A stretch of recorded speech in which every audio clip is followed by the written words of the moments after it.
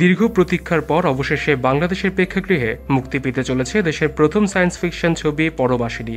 বাংলাদেশের প্রেক্ষাগৃহে আগামী 5 মে একযোগে মুক্তি পেতে যাচ্ছে ছবিটি। আর এদিনই ঢাকা সহ সারা দেশে মুক্তি পেতে চলেছে কলকাতার তুমুল জনপ্রিয় অভিনেতা প্রসেনজিৎ অভিনীত ভারতীয় ছবি ওয়ান।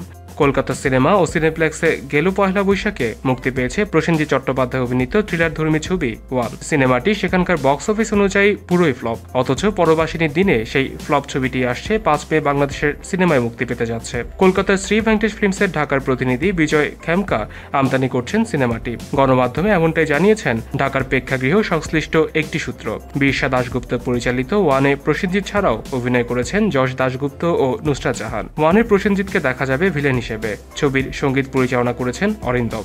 অন্যদিকে সায়েন্স ফিকশন গল্পের সিনেমা পরবাসিনী স্বপন আহমেদের পরিচালনায়, যেখানে কেন্দ্রীয় চরিত্রে অভিনয় করেছেন দেশের জনপ্রিয় অভিনেত্রী ইমন ও বলিউড অভিনেত্রী ঋতু মজুমদার। পরবাসিনী মুক্তির দেরির কারণ জানিয়ে নির্মাতা স্বপন আহমেদ সম্প্রতি জানিয়েছেন, পরবাসিনীর অধিকাংশ ফ্রেমে কমবেশি গ্রাফিক্সের কাজ রয়েছে। এগুলোকে সুন্দর করতে আমাদের দিনরাত পরিশ্রম করতে হয়েছে, তাই মুক্তিতে দেরি হয়েছে।